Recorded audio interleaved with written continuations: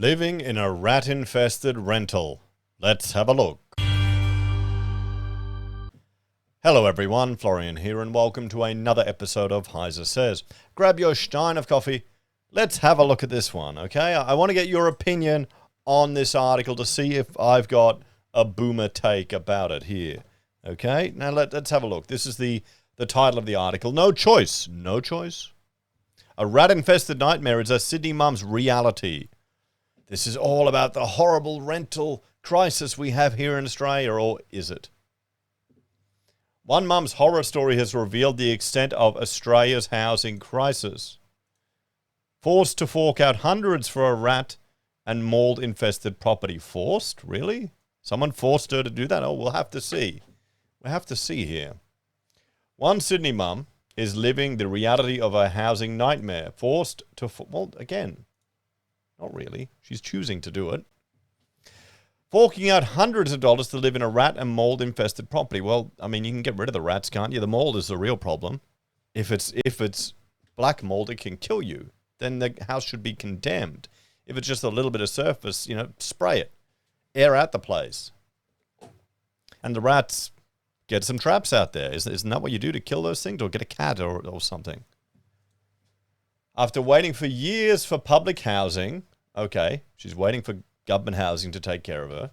Mother of 7, okay, 7 kids. I can't talk. I've got 6 kids. We're not quite at 7 yet.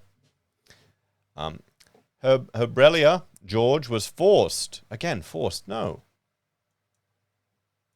Had to move into the home after failing to secure a rental property from the 60 to 70 properties she applied for. 60 to 70 properties. Now, what's the consistent thing there? I wonder. She said there's a mold problem in the home and that it's infested with rodents who she calls pet rats. Well, no, you got to kill them. Was this or live in her car? Well, she pays $450 a week for a rental in South Sydney. I mean, did this stuff come with it? All the stuff out here? Or is this her stuff? Outdoor fridge. I mean, it's probably fine. If there's some rats in there or some mold in there, you kill them, don't you? You get some poison.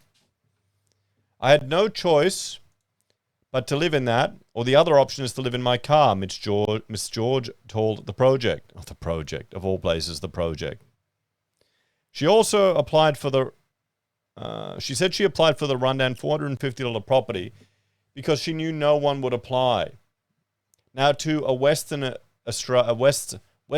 sensibility, to Australian eyes, you may look at that property. Oh, look at how run down that is. Oh no, a bit dodgy. But look at other places in the world where what people are living in, or people are living in tents. The condition of the home is not livable. It's unhealthy. It's unsafe for my children, she said.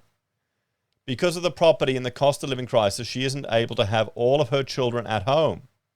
3 of them live with their father due to him being in a better financial position. So here's the question. If the kids can live with the father, why can't the mother live with the father?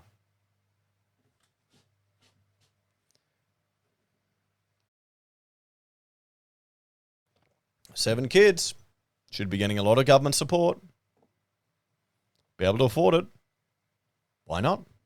Maybe there are other issues. But still. She says there are rats in the property. Well, kill them. Why are you making this public? Sort your own shit out. Why are you going on the project? She's forced to throw away belongings due to mold. Well, how are you storing them? I mean, this looks like a shithole. It really does. I had to give 4 of my children up because I couldn't afford them anymore, she said.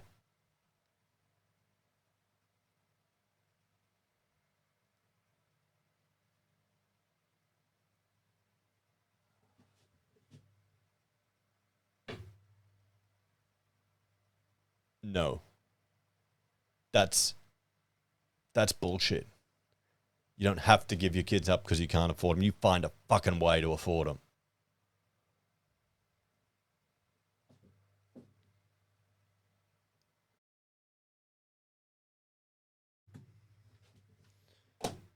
It makes me break down that I can't give my kids the home they deserve. My 11-month-old son has gone to hospital twice for respiratory issues. Something she says is due to the mold in the property. It's going to take a death in my family for the government to look after me and my kids.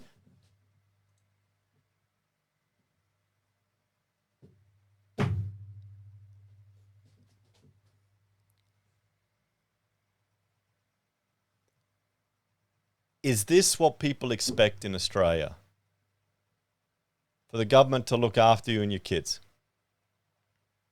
Is that the norm? Is that the norm now? Let me know in the chat, guys. Let me know in the comments. Is this the norm? Am I that far removed?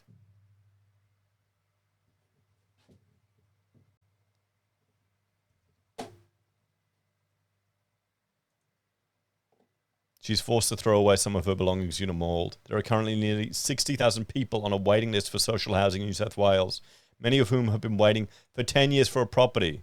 She's one of those people. Well, if you've been waiting for 10 years, maybe you've got to realize the government doesn't give a shit about you. All the propaganda you hear from the lefties that they care about you and they're going to take care about you is never going to happen. So you got to make do. Let's have a talk about this one, guys. Okay? Let's have a talk about this one. Wait, I got to do my sting.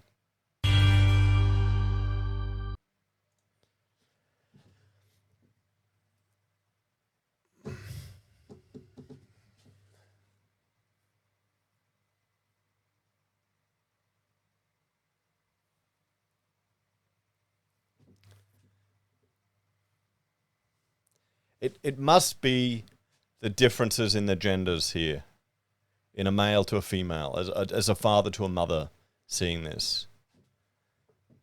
I should ask Rachel about this one. I should ask my mother's opinion about this one. She'd be so bloody based about it. You'd get arrested.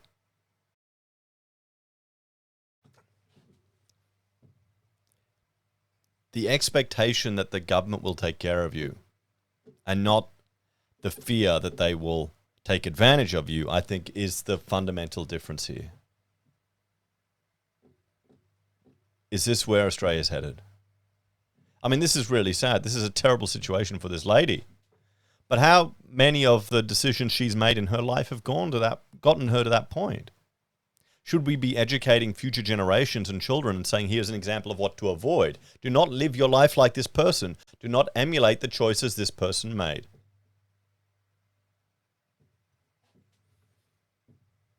Or can't we do that anymore? Is that just not done? How are we going to learn then?